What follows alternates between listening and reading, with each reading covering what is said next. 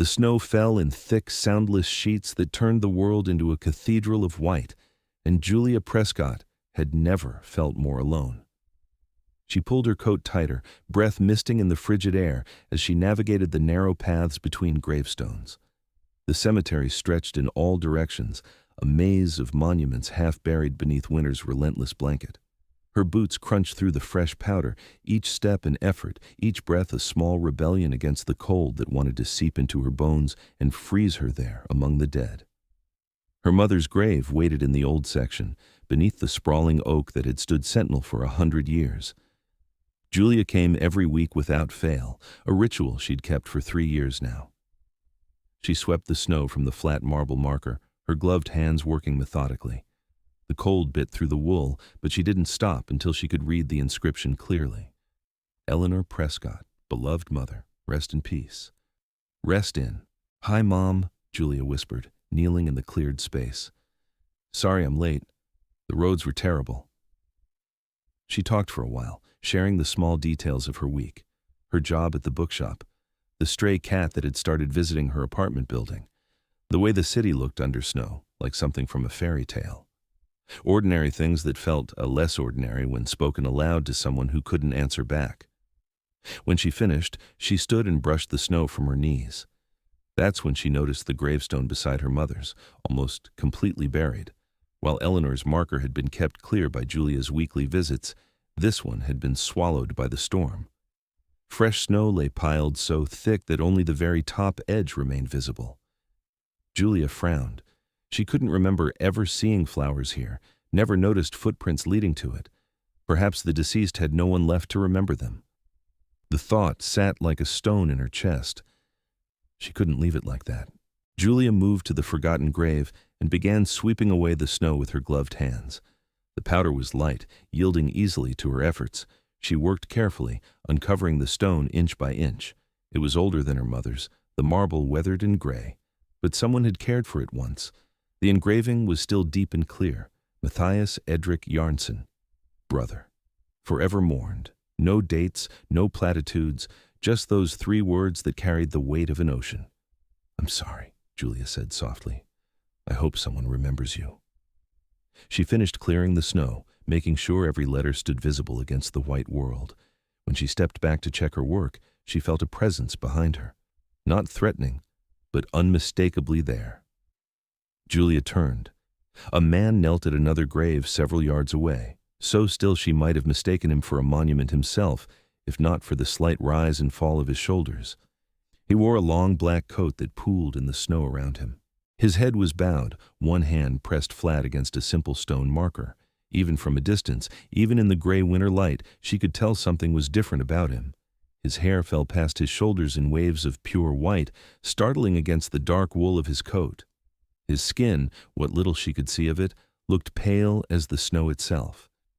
She hadn't heard him arrive, hadn't seen him when she'd walked to her mother's grave. He must have been there the whole time, silent and motionless as the stones themselves. Julia felt suddenly intrusive, as though she'd stumbled onto something private and sacred. She turned to leave, trying to move quietly through the snow. Thank you. The voice stopped her. It was soft but clear, carrying through the falling snow with unusual precision. Cultured, old-fashioned in its careful enunciation. Julia looked back. The man had risen to his feet in one fluid motion. He was tall, broad-shouldered, and when his eyes met hers, they were an impossible shade of silver gray that seemed to catch what little light filtered through the clouds. I'm sorry, she said, for clearing the snow. He gestured toward Matthias's grave. That was kind of you. Oh. Julia felt heat creep into her cheeks despite the cold. No one should be forgotten. Something shifted in his expression, not quite a wince, but close. No, they shouldn't. He walked toward her, and she noticed how he moved. Too smooth, too quiet. His boots should have crunched through the snow like hers did, but instead, he seemed to glide across it, barely leaving prints. Did you know him? Julia asked, then immediately felt foolish. Sorry, that's none of my business. He was my brother. The simple statement carried such weight that Julia's throat tightened in sympathy. I'm so sorry for your loss. It was some time ago. The man stopped a respectful distance away, close enough to speak comfortably, but not so close as to crowd her. Though time doesn't always help, does it? No, Julia agreed, thinking of her mother. Sometimes it just teaches you to carry it better. He studied her with those strange silver eyes. There was an intensity to his gaze that should have been uncomfortable, but instead, it felt oddly gentle, curious. I'm Alaric, he said finally. Julia knew she should leave. Something whispered at the back of her mind that this man, beautiful and strange as he was, existed outside the bounds of normal. But grief recognized grief, and she'd seen the way he'd knelt at that grave.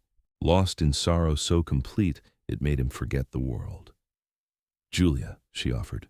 Julia. He said her name like he was tasting it, testing how it felt in his mouth. Then he smiled, and it transformed his entire face. What had been severe and otherworldly became charming, almost playful. Are you always so kind to strangers, Julia? Only the dead ones. The joke slipped out before she could think better of it. She clapped a hand over her mouth, mortified, but Alaric laughed. It was a wonderful sound, rich and genuine. I think my brother would have liked you, he said. He always appreciated dark humor. What happened to him? Julia asked, then immediately backtracked. I'm sorry, I shouldn't. It's all right. Alaric's smile faded, but not into coldness, into something sadder and more real. He died protecting something he believed in, which sounds noble until you realize he died because I failed to protect him. Julia's heart clenched. She knew that guilt, the endless litany of, if only, and I should have that played on repeat at 3 a.m. I'm sure he wouldn't blame you, she said quietly. Perhaps not. Alaric looked back at Matthias's grave. But I blame myself. The snow fell between them, soft and relentless. Julia knew she should go. It was getting dark and the temperature was dropping, but something kept her rooted there, unwilling to leave this strange, grieving man alone in the cemetery. Do you come here often? She asked. Every evening since he died. Alaric turned back to her. You? Every week. My mother's buried here. The one beside Matthias's? Julia nodded. So he had noticed her, had been watching while she cleared the snow. Then we're neighbors, Alaric said. In a sense. In a sense, Julia echoed. They stood in companionable silence for a moment. Julia became aware of the cold seeping through her coat, the way her fingers had gone numb inside her gloves. Alaric, she noticed, didn't seem bothered by the temperature at all. No shivering, no visible breath misting the air. I should go, she said reluctantly. It's getting late. Of course. Alaric inclined his head in a gesture that seemed courtly, almost old-fashioned. Will you be back? Next week, same as always. Then perhaps I'll see you again.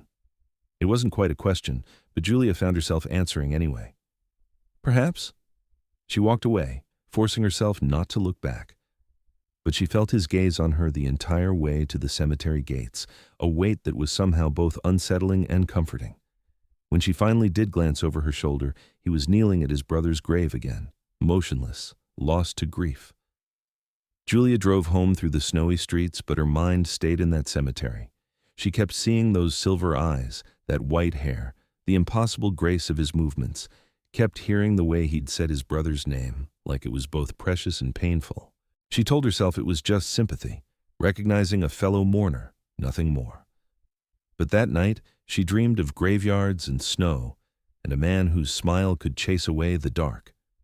The bookshop where Julia worked occupied a narrow building in the old quarter of the city, wedged between a coffee shop and an antique store. It specialized in rare editions and leather-bound classics, the kind of place that smelled of paper and age and drew customers who actually read what they bought. Julia loved it there, loved the quiet rustle of pages, the reverent way people handled first editions, the conversations that ranged from poetry to philosophy. Her boss, Richard, was a retired professor who valued enthusiasm over experience, and he'd hired Julia straight out of college when she'd spent an entire interview discussing the symbolism in Gothic literature. That week passed in a blur of catalog updates and customer orders, but Julia found her thoughts drifting to the cemetery, to Alaric. She wondered if he really went there every evening, wondered what kind of loss could drive someone to such devoted mourning. Wednesday afternoon, the shop bell chimed. Julia looked up from the inventory list she'd been checking and felt her heart skip. Alaric stood in the doorway, snowflakes melting in his white hair. He wore a different coat today, charcoal gray and impeccably tailored. His silver eyes found her immediately, and that smile curved his mouth. "Julia," he said, "what a pleasant surprise." "Alaric?" Her voice came out steadier than she felt. "What are you doing here?" "Looking for you, actually." He moved into the shop with that same eerie grace, glancing around with apparent interest. "I realized I never properly thanked you for what you did." "You don't need to thank me. It was just snow." "It was more than that." He stopped in front of the counter where she stood. Up close, in better light, he was even more striking, beautiful in a way that seemed almost sculpted, too perfect to be entirely real. "You showed respect to someone you never knew. That's rare." Julia felt heat creep up her neck. "How did you find me?" "I asked around." At her expression, he laughed. "Don't worry, nothing sinister. You mentioned you worked at a bookshop, and there are only 3 in this part of the city. This was my second stop." "Why were you looking for me?" Alaric tilted his head, studying her. "I wanted to see you again. Is that so strange?" Yes, Julia thought, and no, because she'd wanted to see him again too, had been counting the days until her next cemetery visit. "I'm working," she said weakly. "I can see that." He glanced at the empty shop. "Terribly busy." Despite herself, Julia felt a smile tugging at her lips. "We have our moments." "I'm sure you do." Alaric leaned against the counter, casual and at ease. "Tell me about yourself, Julia Prescott. What does a woman who sweeps snow off strangers' graves do when she's not haunting cemeteries?" "I don't haunt them. I visit." "A distinction without a difference." "Fine. I visit cemeteries, work here, read too much, and try to keep my apartment from descending into chaos.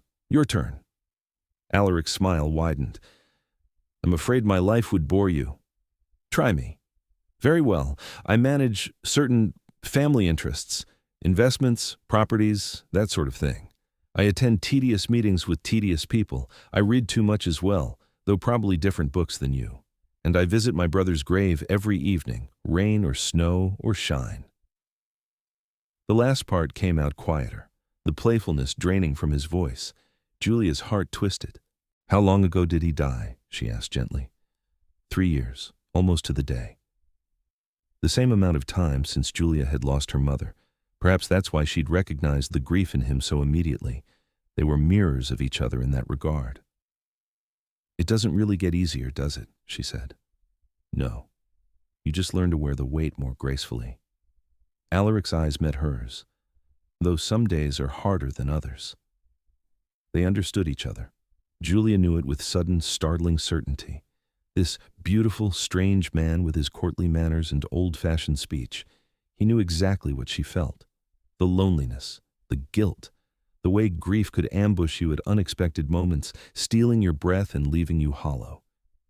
"Would you like to get coffee sometime?" The words tumbled out before Julia could second-guess them. "I mean, if you want. No pressure." Alaric's expression shifted into something she couldn't quite read. Surprise, maybe, or pleasure. Or, "I would like that very much," he said. "When are you free?" "Friday evening, after work?" "Perfect. Shall I meet you here?" Julia nodded, suddenly shy. What was she doing? She barely knew this man, but something pulled her toward him, some recognition that went deeper than logic. "Julia?" a voice called from the back room. Richard emerged carrying a box of books. He stopped when he saw Alaric, his expression shifting to something wary. "Can I help you, sir?" "Just browsing," Alaric said smoothly, "though your assistant has been most helpful." Richard's gaze flickered between them. "Julia, could you help me with this inventory?" It was clearly a dismissal. Julia felt a flash of embarrassment, but Alaric just smiled and straightened. "I should go anyway," he said. "Julia, I'll see you Friday." He left before she could respond, the bell chiming softly as the door closed behind him. Richard set down the box with a heavy thud. "Do you know that man?" he asked. "We met at the cemetery. He visits his brother's grave." "Julia," Richard's voice was carefully neutral, "be careful." "Why?" "There's something off about him. I can't explain it, but—" He shook his head. "Just be careful." Julia wanted to defend Alaric, but she couldn't deny that Richard was right about one thing. There was something different about Alaric Jarnson, something that set him apart from ordinary people. But different didn't mean dangerous. Did it? Friday evening arrived cold and clear, the kind of winter night where the sky turned deep blue and stars pricked through the darkness. Julia changed in the bookshop's tiny bathroom, swapping her work sweater for a nicer blouse, touching up her makeup with shaking hands. She was being ridiculous. It was just coffee. Except it wasn't, and they both knew it. Alaric arrived precisely at closing time. He wore black again, a long coat that made him look like he'd stepped out of a period drama. His white hair was pulled back, revealing the sharp angles of his face. "Ready?" he asked. Julia nodded, grabbing her coat and bag. She said goodbye to Richard, trying to ignore his worried expression as they left. The coffee shop Alaric led her to was small and tucked away on a side street she'd never noticed before. Inside, it was warm and dim, lit by vintage lamps that cast everything in amber light. They claimed a corner table, and Julia ordered a cappuccino while Alaric requested black tea. "You don't drink coffee?" she asked. "I prefer tea, an old habit." They fell into conversation easily. Alaric asked about her work, her life, what had brought her to the city. Julia found herself talking more than she usually did, drawn out by his genuine interest and thoughtful questions. "What about you?" she asked eventually. "You said you manage family interests. What does that actually mean?" Alaric's fingers traced patterns on his teacup. "My family has been in this region for a very long time. We own properties, invest in various enterprises. Someone needs to oversee it all." "Sounds lonely." "It can be." His silver eyes met hers. "Especially since Matthias died." "Were you close?" "Very. He was younger by a few years, but braver than I ever was, more idealistic. He believed people could change, that old conflicts could be resolved through dialogue rather than force." Alaric's expression darkened. He was wrong. Julia reached across the table and touched his hand. His skin was cool beneath her fingers, but he didn't pull away. "What happened?" she asked softly. "There was a disagreement within the family. About succession, about the direction of our interests. Matthias tried to mediate, to find common ground. Instead, he was killed for his efforts." Alaric's voice had gone flat, emotionless in the way of grief held too tightly. "I should have seen it coming. Should have protected him." "You can't blame yourself for that." "Can I?" He turned his hand over, lacing his fingers through hers. "I was his older brother. His protection was my responsibility." Julia squeezed his hand. "He wouldn't want you to torture yourself." "How do you know?"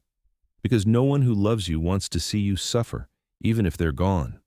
Alaric looked at her for a long moment. Then, slowly, something in him seemed to uncoil. The tension in his shoulders eased. His expression softened. "You're very wise," he said quietly. "Not wise, just familiar with grief." They talked until the coffee shop began closing, until the barista started giving them pointed looks. Alaric walked her back to her car, his presence solid and reassuring in the dark. "Thank you for tonight," Julia said. "I enjoyed it." "So did I." Alaric hesitated, then added, "Would you like to do this again?" "Yes, I really would." His smile could have lit the entire street. "Good, because I find I don't want to stop seeing you, Julia Prescott." He kissed her hand before he left, a courtly gesture that should have seemed ridiculous but instead felt exactly right. Julia drove home with her heart racing, unable to shake the feeling that her life had just changed in some fundamental way. Over the next few weeks, Julia and Alaric fell into a pattern. He would meet her after work and they would walk through the city together, talking about everything and nothing. He was brilliant and funny and surprisingly well-read, able to discuss literature and history with the kind of depth that came from either extensive study or living through it. That thought should have been absurd. But there were things about Alaric that didn't add up. The way he never ate in her presence, only ever ordering tea or water, the coolness of his skin, the fact that she never saw him during daylight hours, only ever in evening or night. The way he moved like gravity affected him differently. The impossible silver of his eyes. Julia wasn't stupid. She'd read enough Gothic novels, seen enough movies, but the rational part of her brain rejected the conclusion her instincts had already reached. It was impossible, wasn't it? A month after they'd met, Alaric invited her to his home. It was a mansion on the outskirts of the city, a Gothic revival masterpiece of stone and iron that should have looked out of place among the modern buildings, but instead seemed to command the landscape around it. "This is where you live?" Julia asked, staring up at the imposing structure. "Family property," Alaric said. "It's been ours for generations." Inside was even more impressive. High ceilings, dark wood paneling, antique furniture that looked museum quality. But it was clean and well-maintained, lit by modern lighting that kept the darkness at bay. Alaric led her to a library that made her breath catch, floor-to-ceiling shelves packed with books, some of them clearly ancient. A fireplace dominated one wall, flames crackling merrily. "I thought you might like this room," he said. "Like it? I want to live in it." His laugh echoed off the walls. "You're welcome here any time." They settled into armchairs by the fire, and Alaric poured wine from a crystal decanter. Julia accepted a glass, though she noticed he didn't pour one for himself. "Alaric," she said carefully, "can I ask you something?" "Anything." "Are you—" The words stuck in her throat. "How did you ask someone if they were human? Are you different?" His expression went very still. "What makes you ask that?" "I notice things, the way you move, that you're always cold, that I've never seen you in daylight, the way you don't eat." Julia met his eyes. "I'm not judging. I just want to understand." Alaric set down his wineglass with careful precision. For a moment she thought he would laugh it off, make an excuse. Instead he said, "You're very observant. So it's true. Would it frighten you if it were?" Julia considered that. She should be terrified, should be running for the door. But when she looked at Alaric, all she saw was the man who talked about books with such passion, who mourned his brother with unwavering devotion, who'd never been anything but gentle with her. "No," she said. "I don't think it would." Alaric stood and moved to the fire, his back to her. "My family has existed for centuries. We are what your folklore calls vampires, though the reality is both more mundane and more complex than legend suggests." There it was, the truth spoken aloud. "Are you going to hurt me?" Julia asked quietly. "Never." He turned back to her, and his expression was fierce. "I would never harm you, Julia. You have my word." Do you need blood?" "Yes. But we have arrangements with blood banks, with donors who consent. We don't prey on the innocent." His mouth twisted. "Most of us don't anyway." Julia processed this. It should be insane. But somehow it made perfect sense. "Is that what happened to your brother?" she asked. "Someone who did prey on people?" "No." Alaric's voice went cold. "Matthias was killed by our own kind, by rivals who wanted to prevent him from taking leadership of our people." "Leadership?" He met her eyes.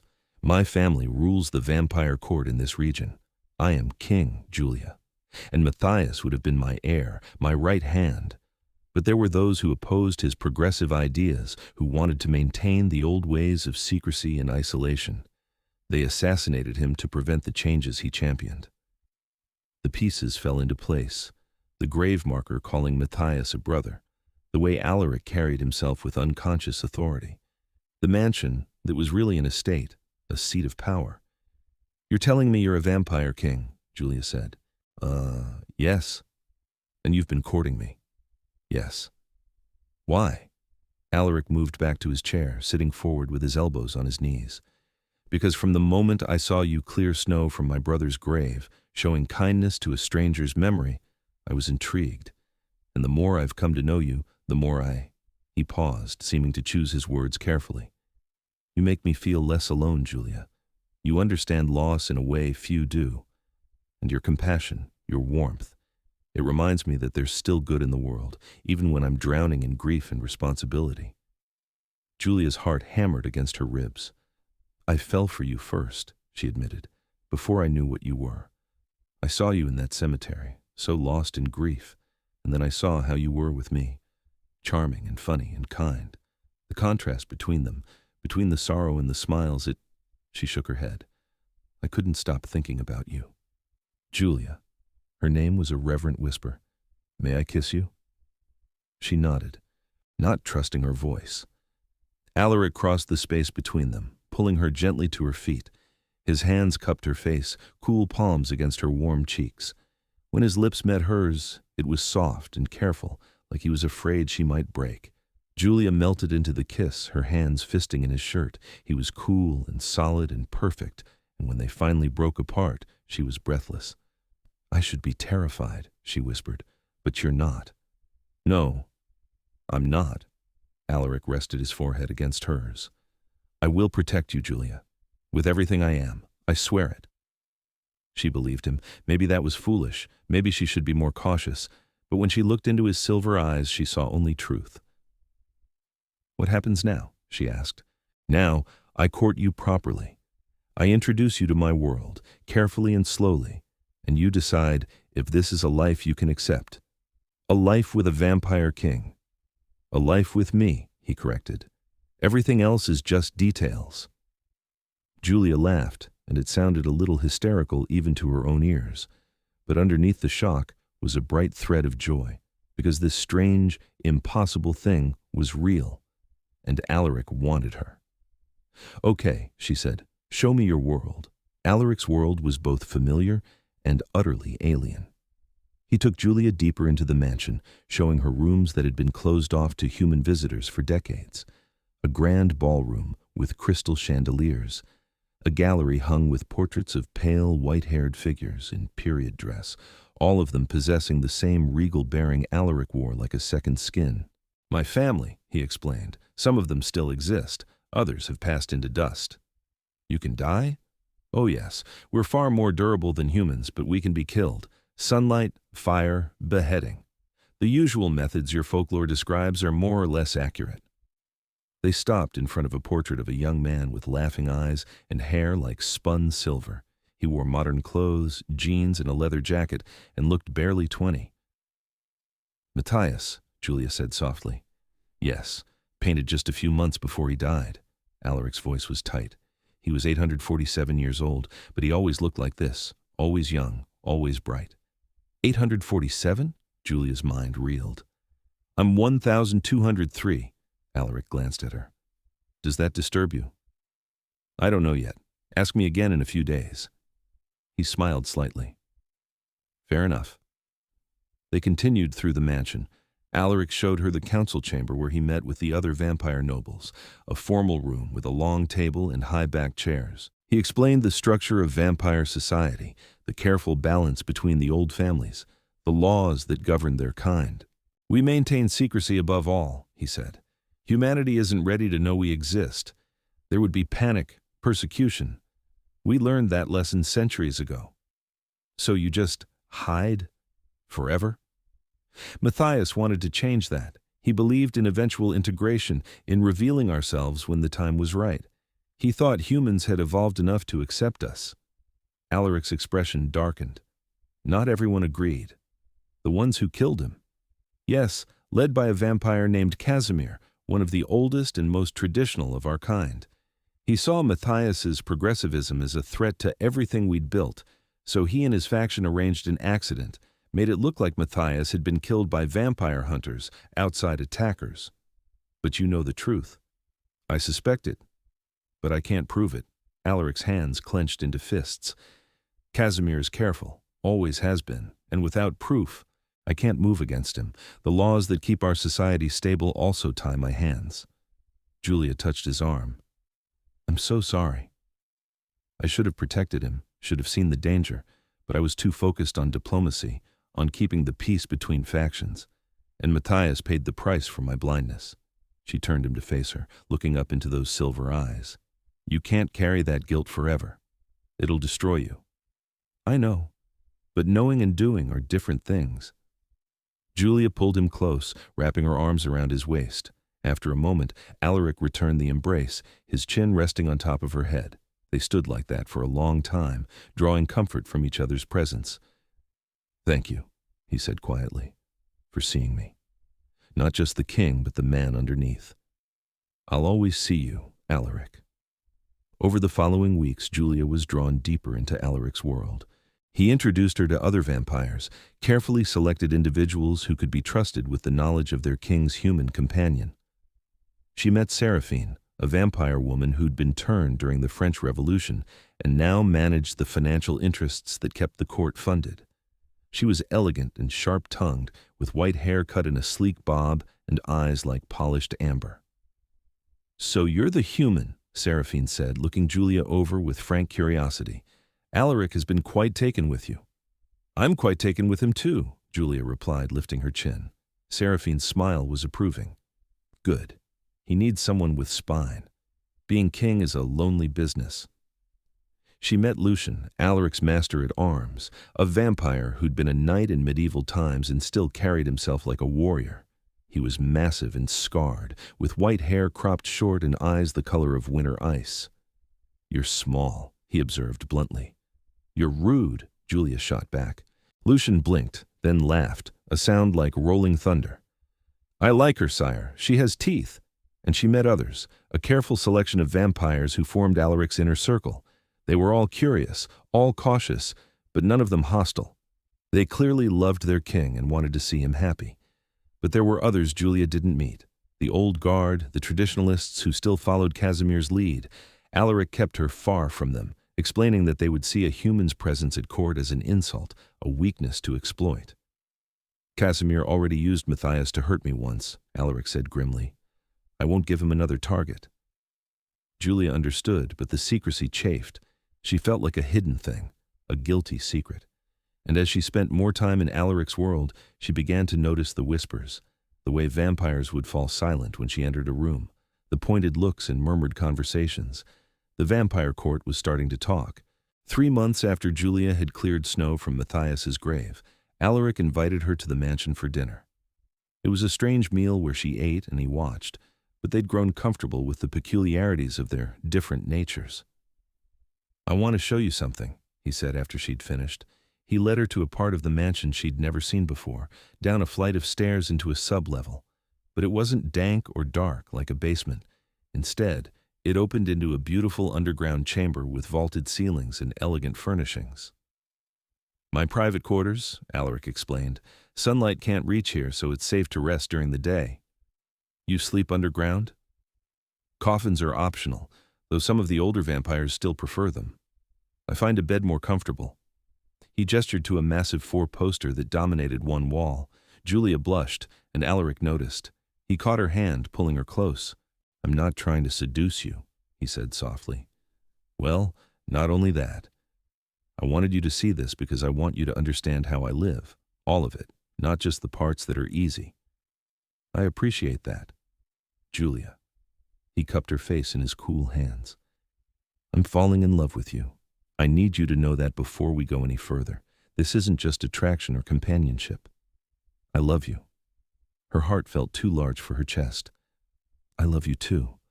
I think I have since that first day in the cemetery. When you showed me that there's still kindness in the world. When you showed me I wasn't alone in my grief." They kissed, deep and searching. Julia wound her arms around Alaric's neck, pressing close. His hands spanned her waist, holding her with exquisite care. When they finally broke apart, Julia said, "I want to stay, tonight, if that's okay." "Are you sure?" "I'm sure." They made love slowly, learning each other's bodies. Alaric was careful with his strength, reverent in his touches. And Julia discovered that vampires might be cool-skinned, but they were far from cold. Alaric burned with passion, with tenderness, with a desperate need to cherish her. Afterwards, they lay tangled together in his bed. Julia traced patterns on his chest, marveling at how right this felt. "I have to tell you something," Alaric said quietly. Julia propped herself up to look at him. "What?" "The court has noticed our relationship. Word is spreading. And Casimir—" He paused. "Casimir sees you as a weakness, a way to hurt me the same way he hurt me through Matthias."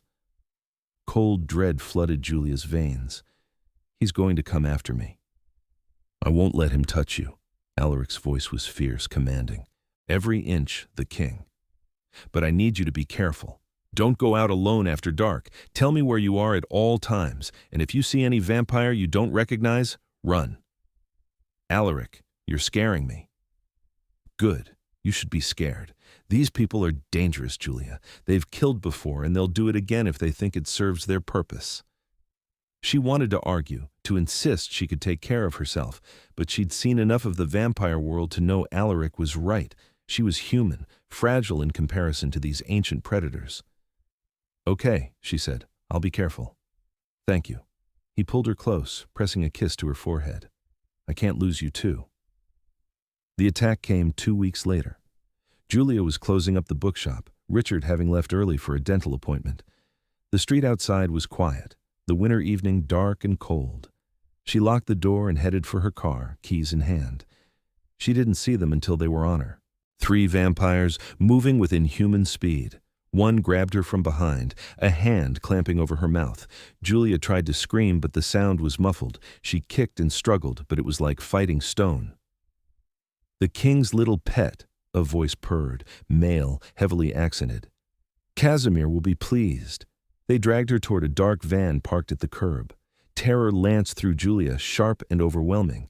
This was it. She was going to die. Then one of the vampires simply exploded. That was the only word for it.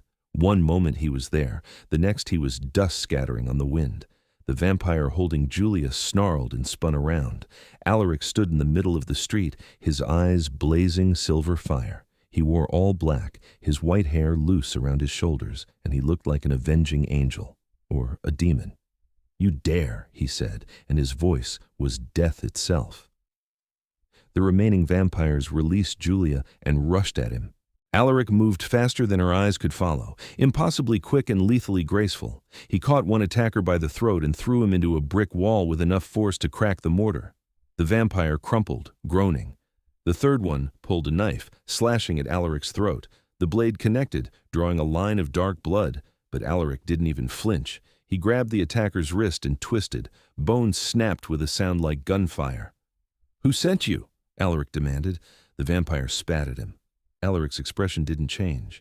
He simply moved faster than thought, and suddenly the vampire was on his knees with Alaric's hand fisted in his hair. "I am your king," Alaric said softly, "and you have attacked what is mine. I will ask once more. Who sent you?" "Casimir," the vampire gasped out. "Lord Casimir." "Where is he?" "The old court building. He's calling a gathering. Says it's time for new leadership." Alaric's eyes flashed. "Does he?" He released the vampire, who slumped to the ground. Then Alaric turned to Julia, and the cold fury in his face melted into concern.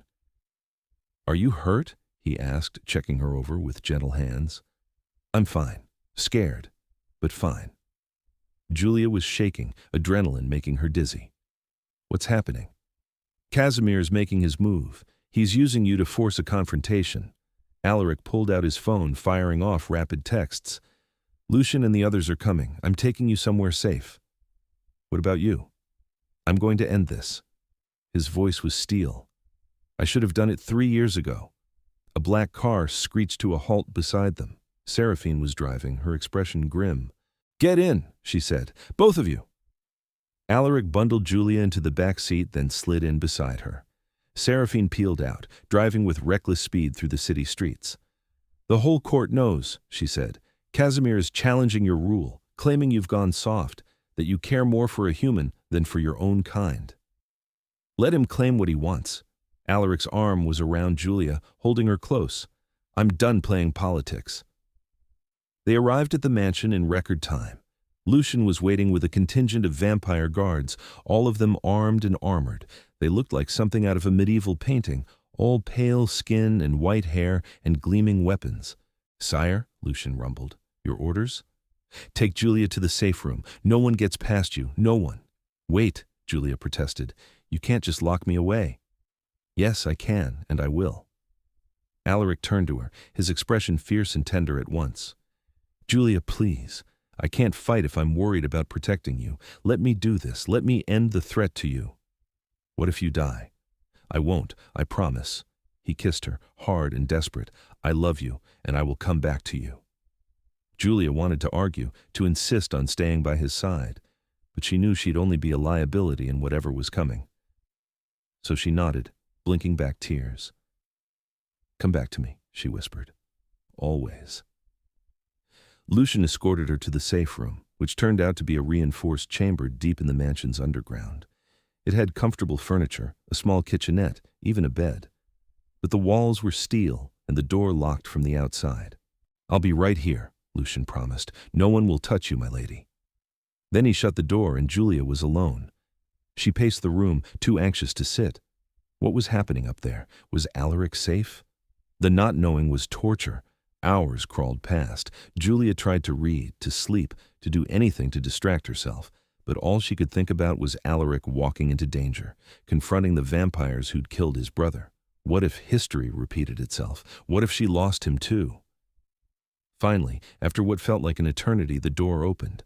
Alaric stood there, disheveled and splattered with dark blood, but whole, alive. Julia launched herself at him. He caught her easily, holding her tight. "It's over," he said into her hair. "It's finally over. What happened? Come, I'll show you." He led her back upstairs to the council chamber. It was packed with vampires, all of them standing in tense silence. At the center of the room, Casimir knelt with his hands bound. He was ancient. Julia could see that immediately. His white hair reached past his waist, and his eyes were chips of black ice. When he looked at her, she felt the weight of centuries pressing down. "So this is the human," Casimir said. His voice dripped contempt. "You would throw away millennia of tradition for this fragile creature?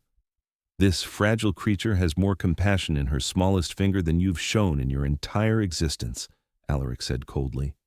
"And yes, Casimir, for her, I would tear the world apart." "Then you're a fool, just like your brother." Alaric's expression didn't change. "My brother was brave enough to stand for what he believed. You killed him because you were afraid of change, afraid of losing your power. But it wasn't Matthias who was weak, Casimir. It was you. I did what was necessary to preserve our way of life. You murdered my brother." For the first time, Alaric's control cracked. His voice rose, echoing off the walls. "You took him from me, from all of us, because you couldn't accept that the world was changing. Well, it is changing. And you will answer for what you've done." He turned to the assembled vampires. "Lord Casimir has confessed to the assassination of Matthias Jarnsson. He violated our most sacred law. He killed one of his own kind for personal gain. The penalty for this crime is death." Murmurs rippled through the crowd. Casimir's face went white, whiter than usual, and for the first time, Julia saw fear in his ancient eyes. "You can't," he whispered. "I'm a founder of this court. You have no right. I have every right. I am king, and you are guilty." Alaric drew a knife from his belt, the blade gleaming in the light. "You took my brother from me. Now I take your life as payment." Julia looked away as Alaric moved. There was a wet sound, a gasp, and then silence. When she looked back, Casimir was dust on the floor. The vampires in the room dropped to their knees as one, heads bowed. "Long live King Alaric," someone called. "Long live the king," the others echoed. Alaric stood in the center of them all, covered in blood and ash, looking every inch the ancient monarch he was. Then his eyes found Julia's, and the hardness melted away. "It's done," he said softly. "Justice for Matthias. Finally." Julia crossed to him and took his hand. The vampires watched, but none of them objected. They'd seen their king's power, his ruthlessness, but they'd also seen what he would do for those he loved. "What happens now?" Julia asked. "Now, we rebuild. Create the court Matthias dreamed of, one that's ready to face the future." Alaric looked at the assembled vampires. "My brother believed in change, in progress, in the possibility of coexistence between our kinds. He died for those beliefs, but they weren't wrong.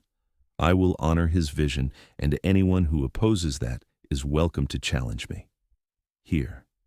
Now." No one moved. No one spoke. "Good," Alaric said. "Then we're agreed. This court will evolve, and anyone who threatens it, who threatens those under my protection, will meet the same fate as Casimir. Am I understood?" "Yes, sire," they chorused. He dismissed them with a wave, and the vampires filed out in respectful silence. Soon, only Julia, Alaric, Seraphine, and Lucian remained. "Well," Seraphine said, "that was dramatic." "Effective, though," Lucian added. Alaric smiled slightly. "I've had enough subtlety in politics. It was time for a direct approach." "You honored Matthias today," Seraphine said softly. "He would be proud." "I hope so." Alaric looked down at Julia. "Come." Let's get cleaned up." They returned to his quarters, and Alaric washed the blood from his skin while Julia waited. When he emerged from the bathroom, he looked tired in a way she'd never seen before. "Are you all right?" she asked. "I'm relieved, satisfied, and grieving all over again." He sat on the bed beside her. "I've been carrying the weight of Matthias's death for 3 years. Now that I finally have justice, I don't know what to do with the space it leaves behind." Julia took his hand. "You fill it with living, with honoring his memory by building the world he wanted to see. With you by my side, if you'll have me." Alaric pulled her close, resting his forehead against hers. "Julia Prescott, I love you more than I thought I could love anything.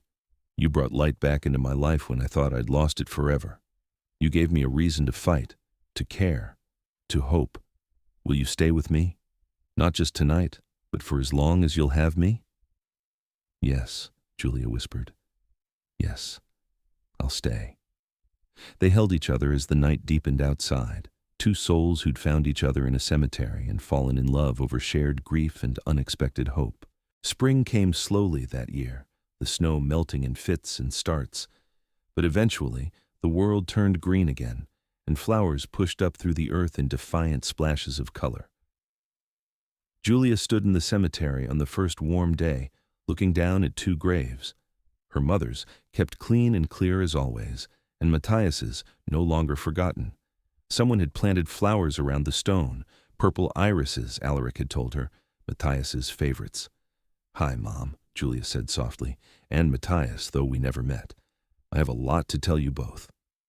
She knelt in the grass, which was damp but not cold, and began to talk. She told them about the past months, about the attack and the confrontation, about Casimir's death and the slow work of rebuilding the vampire court, about Alaric, who mourned his brother every day but was learning to carry the grief with grace. "I love him," Julia said. "I know it's strange. I know you'd probably worry, Mom, but he's good, kind, and he makes me feel less alone." Footsteps crunched on the gravel path behind her. Julia turned to find Alaric approaching, carrying a bouquet of white roses. He'd been coming here every evening since Casimir's death, keeping his promise to his brother. "Room for one more?" he asked. Julia smiled. "Always." He settled beside her, placing the roses at the base of Matthias's stone. They sat in comfortable silence for a moment, watching the sun sink toward the horizon. "I've been thinking," Julia said eventually, "about the future. Our future." She took a breath. "Alaric, I don't want to grow old while you stay young. I don't want to spend a few human decades with you and then leave you alone again. I want—" She met his eyes.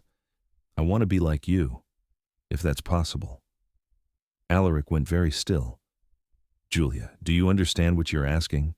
Being turned is irreversible. You would have to give up sunlight, give up the human world. You would live in darkness, subsist on blood, watch everyone you know age and die while you remain unchanged." "I know. I've thought about it a lot." She squeezed his hand.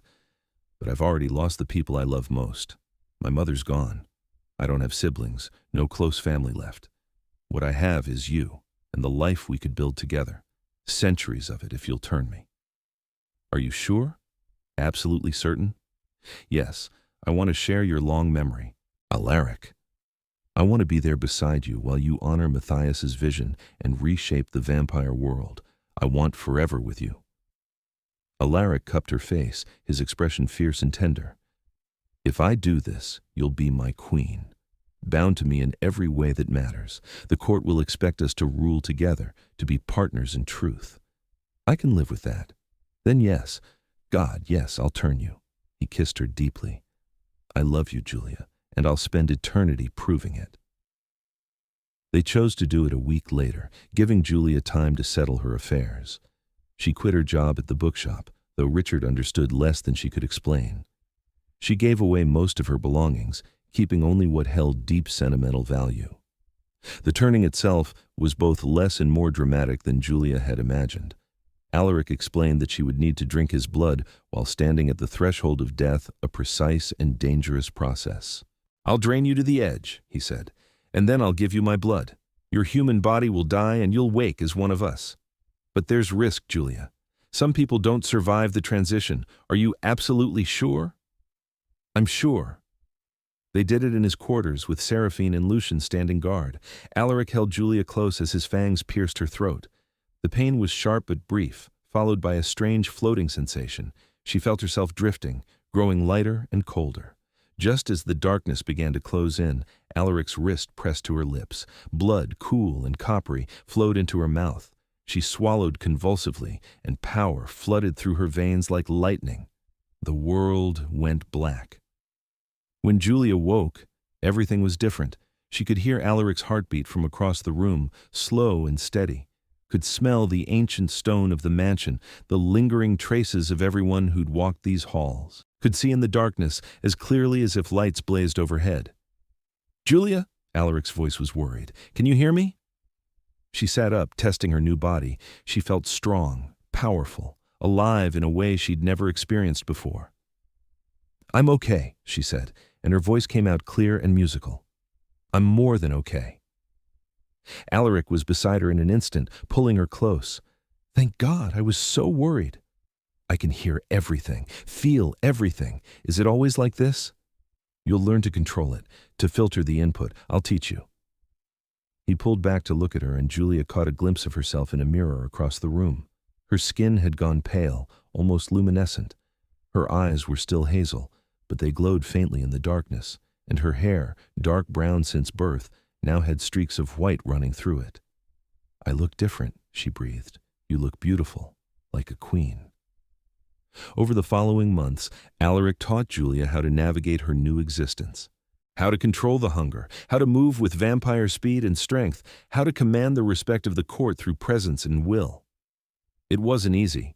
Julia made mistakes, moved too fast in public, forgot to breathe, and startled humans with her stillness. But Alaric was patient, and slowly she learned. The court accepted her more readily than she'd expected, perhaps because they'd seen Alaric's ruthlessness when she was threatened, or perhaps because she'd been willing to give up her mortality for him.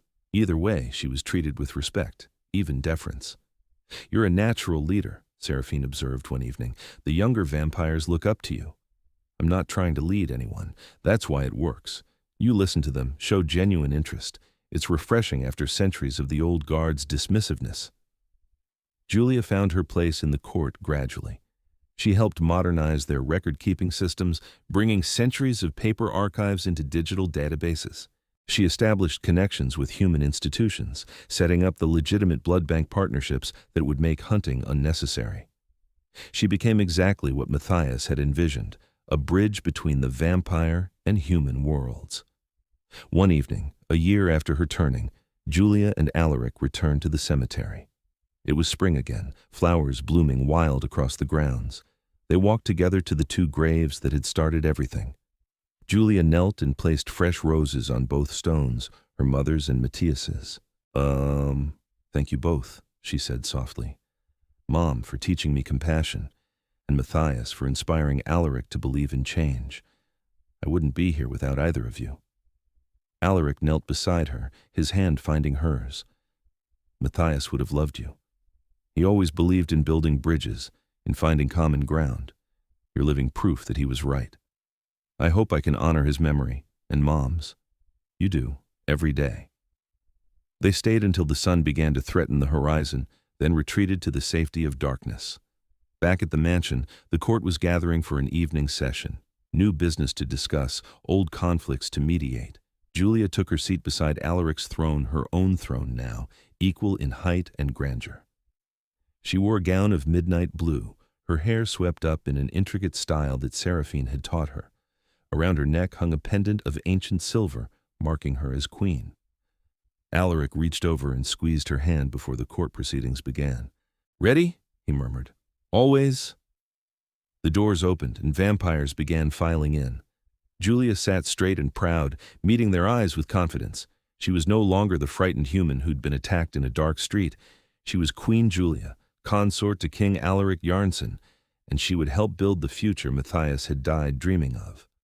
5 years after Julia had swept snow from a stranger's grave, she and Alaric stood in the cemetery once more.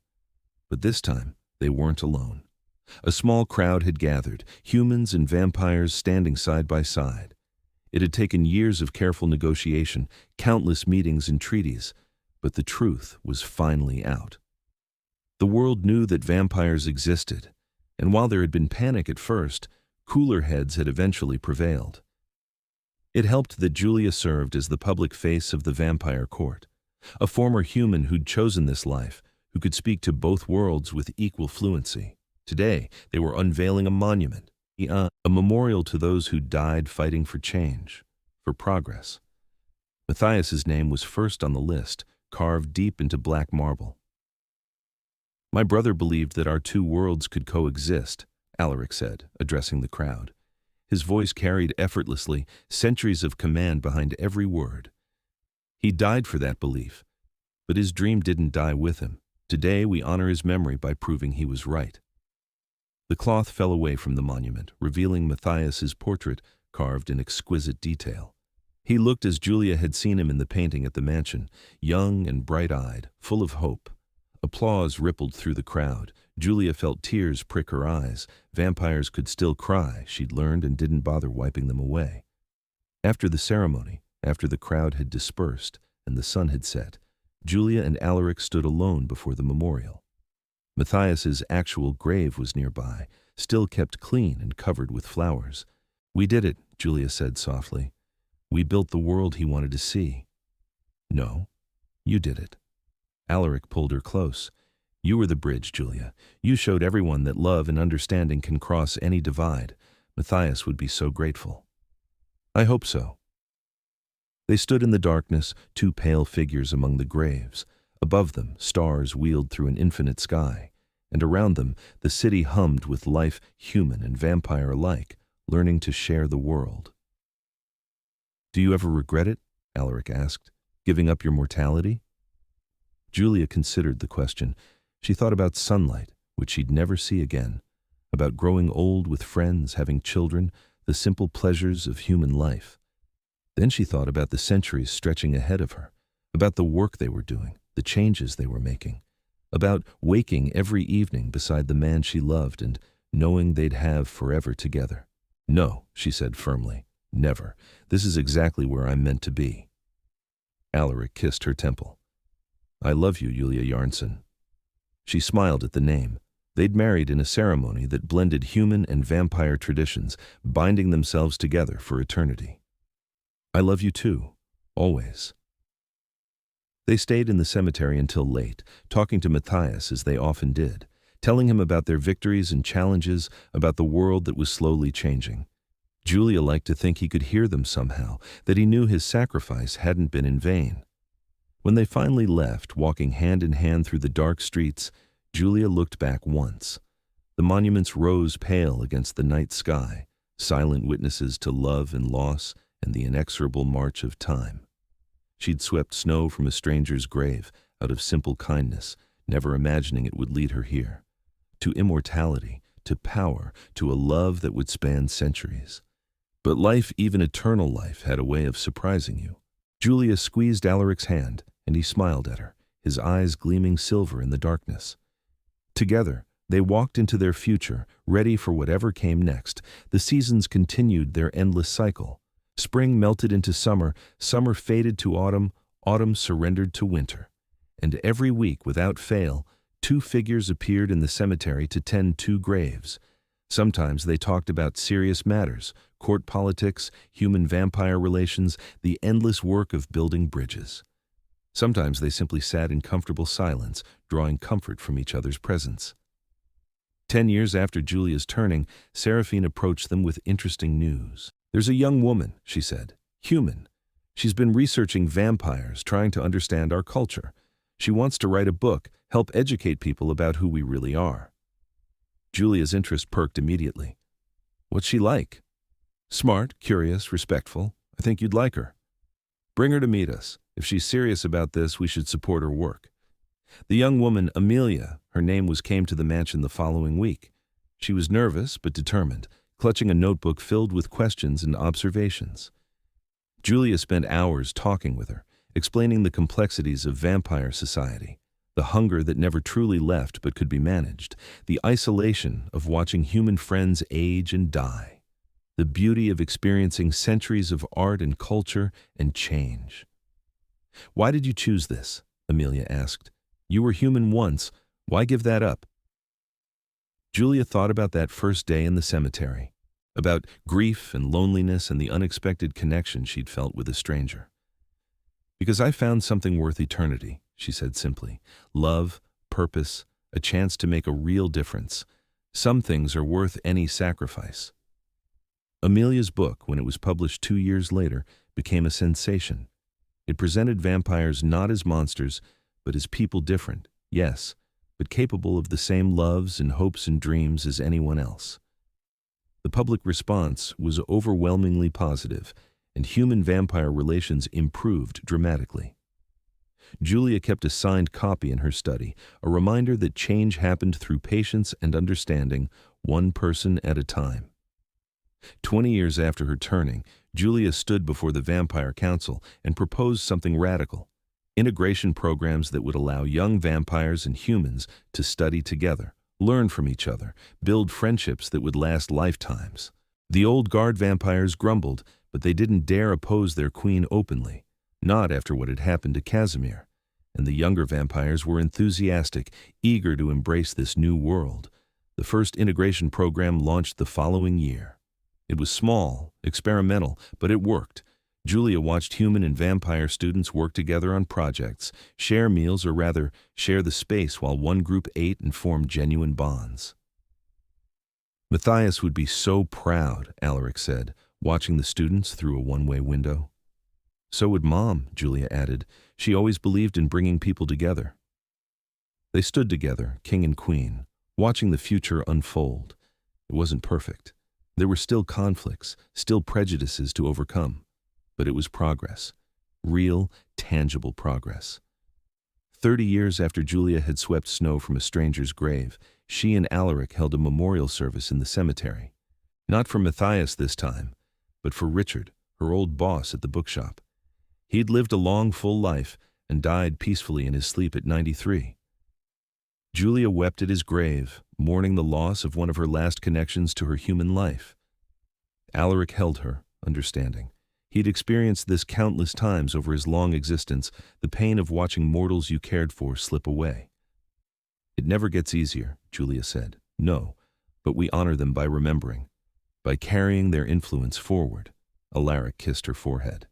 "Richard taught you to love books, to value knowledge. That's his legacy, living on through you." Julia nodded, wiping her eyes.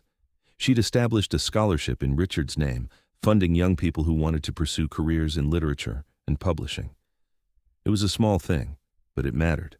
After the service, they walked to Matthias's memorial. Someone, probably one of the young vampires from the integration program, had left fresh flowers. Purple irises, as always. "I wish I could have met him," Julia said. "Really met him, not just heard stories. He would have adored you. You're exactly the kind of person he dreamed would exist, someone who could walk between worlds and bring them together." Julia leaned against Alaric's shoulder. "Do you still miss him?"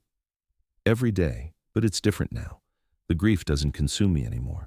Instead, it reminds me why we do this work, why we keep pushing for change even when it's hard." He looked down at her. "You taught me that. You showed me that grief can coexist with hope." We taught each other. They stood there as the sun set, painting the sky in shades of orange and purple. As soon as full darkness fell, they could leave the cemetery's sheltered areas and walk freely. "Ready to go home?" Alaric asked. "Home," Julia repeated, savoring the word. The mansion was home now, truly.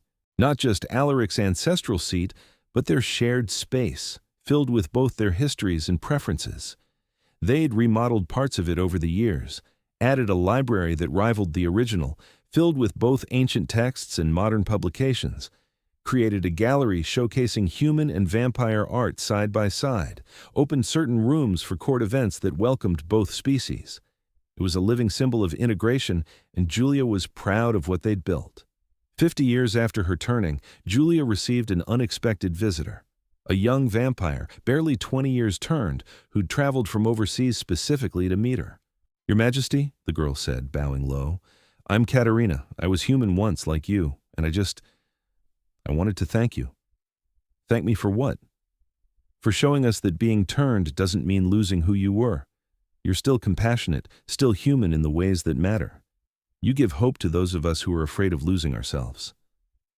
Julia's throat tightened. She reached out and gently raised Katerina's chin. "You won't lose yourself," she said firmly. "You'll change, yes, adapt to your new existence, but your core, who you really are, that stays, remember that." Katerina's eyes brimmed with tears. "Thank you. That means everything." After the girl left, Alaric found Julia in their quarters, staring out at the night. "You've become a symbol," he said. "The queen who bridges worlds." "I never meant to be a symbol. I just wanted to be with you." "I know. That's what makes it powerful." He wrapped his arms around her from behind. "You didn't seek power or influence. You simply loved, and that love changed everything." Julia turned in his embrace, looking up at him. After 50 years together, she still felt the same flutter in her chest when their eyes met. Still felt lucky beyond measure that she'd found him. "Do you ever think about what would have happened if I hadn't cleared that snow?" she asked. "All the time. I would have stayed trapped in grief, unable to move forward. The court would have stagnated. Matthias's death would have been meaningless." Alaric cupped her face. "You saved me, Julia, in every way that matters." "You saved me too. I was so lonely before I met you, just going through the motions of life without really living. Then we saved each other."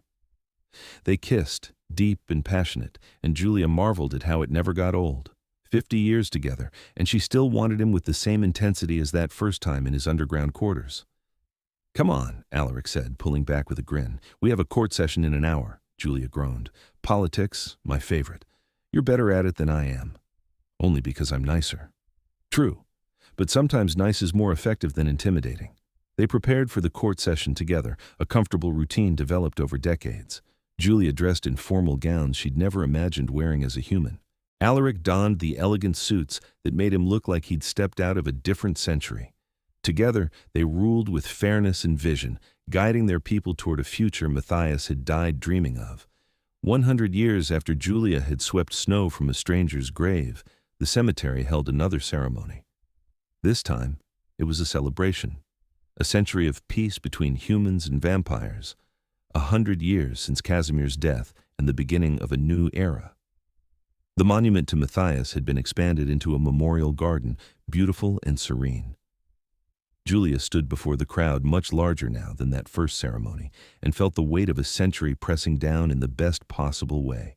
100 years ago, she said, her voice carrying to every corner of the space, I was a lonely human who came to mourn my mother. I swept snow from a stranger's grave out of simple kindness, never imagining where that small act would lead.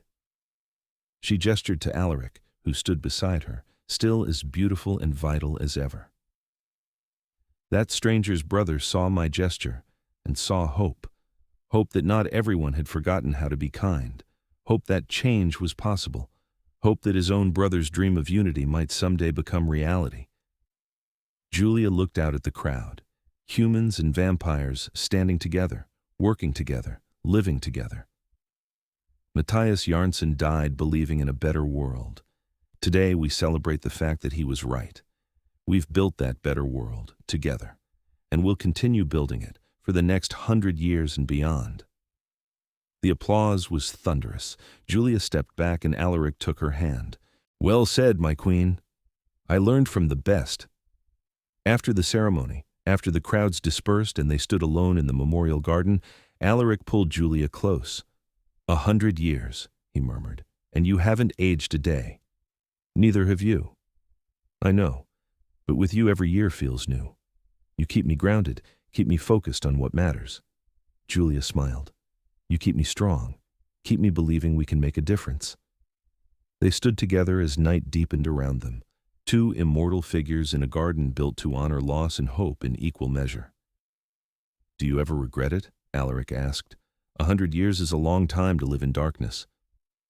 Julia thought about everything she'd experienced in her century as a vampire, the challenges and triumphs, the friendships forged and lost as human companions aged and died, the satisfaction of watching human-vampire integration flourish beyond her wildest dreams. And most of all, she thought about waking every evening beside the man she loved, knowing they had eternity stretching before them. Never, she said firmly.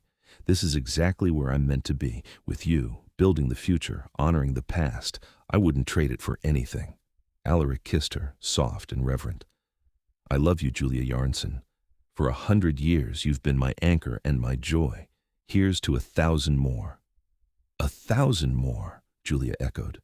They left the cemetery hand in hand, walking through streets where humans and vampires passed each other without fear, where children played in parks after dark, supervised by parents of both species, where the world Matthias had dreamed of had become reality.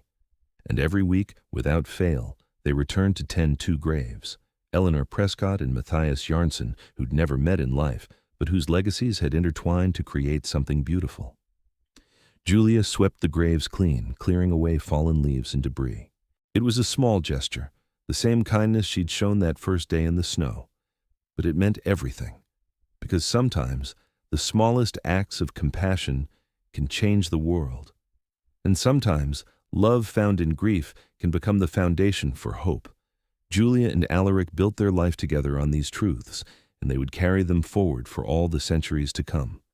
In the memorial garden, purple irises bloomed eternal, a living reminder that death is never the end of a legacy.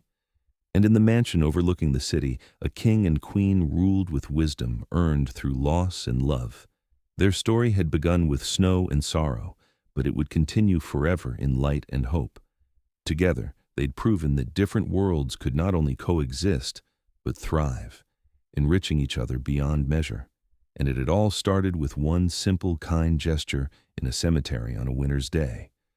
One woman, one grave, one moment of compassion that changed everything. Julia would never stop being grateful for that snowy afternoon, for the stranger who became her love, for the brother whose memory inspired a revolution, for the mother who'd taught her to care for others, even in death. She'd swept snow from a stranger's gravestone and found her destiny. Some might call it fate, others chance. Julia simply called it love, and that love would burn bright through all the long years ahead, a beacon guiding them toward a future neither could have imagined but both had fought to create. Forever and always, in darkness and in light, king and queen, vampire and former human, two souls made one by choice and devotion. That was their story. That was their triumph. And that was their eternal joy.